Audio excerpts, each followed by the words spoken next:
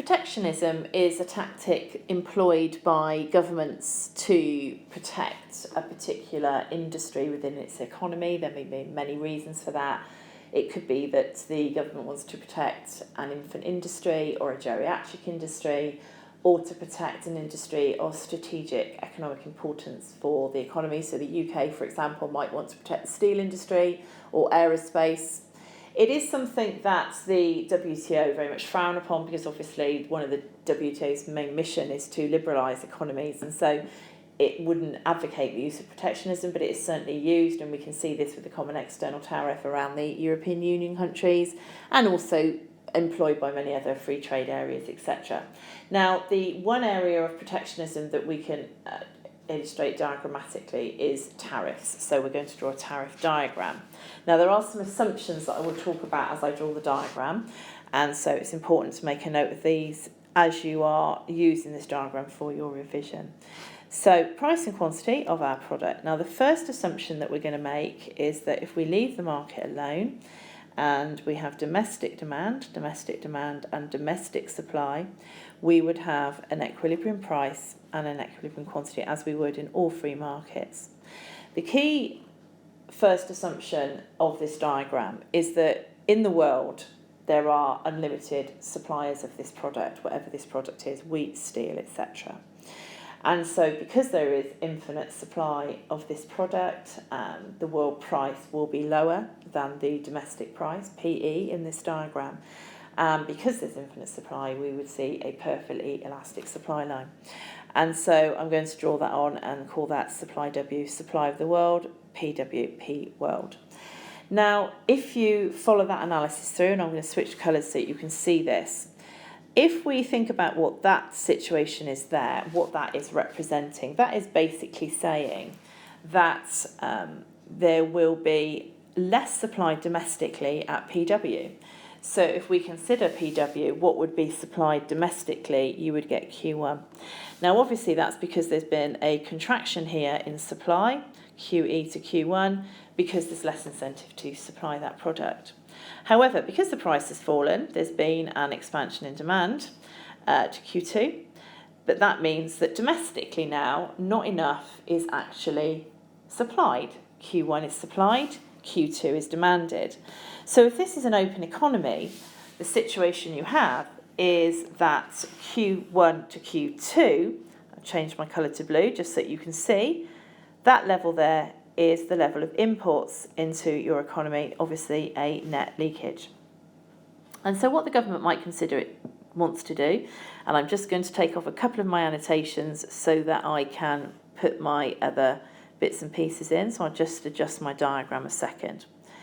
So if we imagine that the government is concerned about the situation in this economy and it is worried about the import level, it isn't happy with Q2, Q1 imports, then what it can do is it can impose a tariff, which is a tax on imports, which seeks to increase the world price.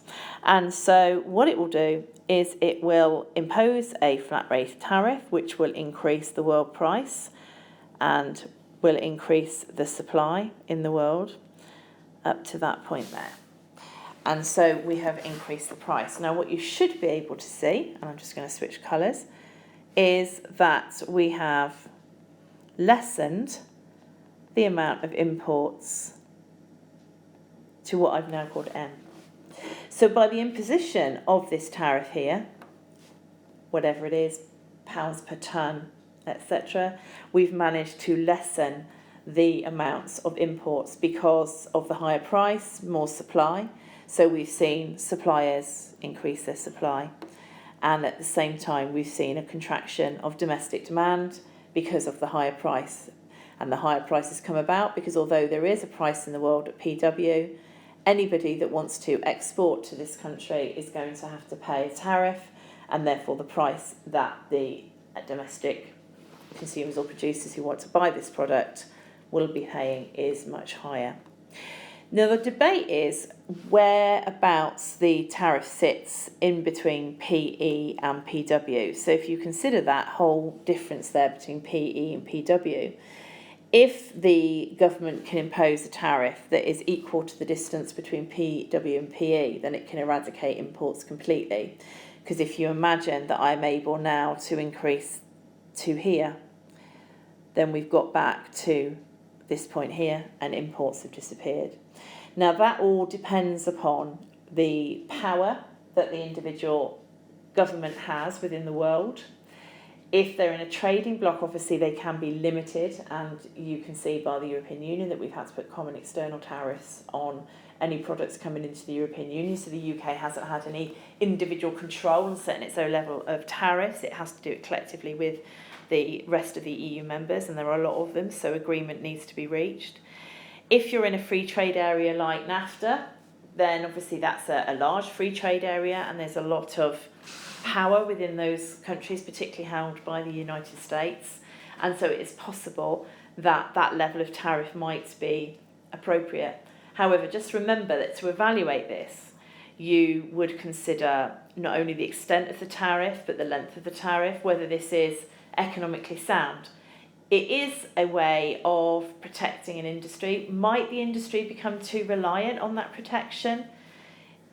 Is this like subsidies where you are making it more advantageous for the domestic producer? Is that the right thing to be doing? Does that lead to international competitiveness in the long term? So you can use this diagram to evaluate the effectiveness of the tariff, the likelihood of the tariff into the context of whether this is possible. You can then look at trade wars, think about what happened with the tit-for-tat tariffs within steel and bananas, and the issues with banana wars and the problems that steel tariffs have caused, but then also consider on the flip side, with no tariffs, the impact on employment in an area such as South Wales that was caused by the possible closure of some steel works in South Wales through the withdrawing of investment of certain companies through FDI. So tariff diagrams can be used in lots and lots of different ways to explain not only the imposition of a tariff, but the viability of this as a protectionist measure and whether the government should be using it.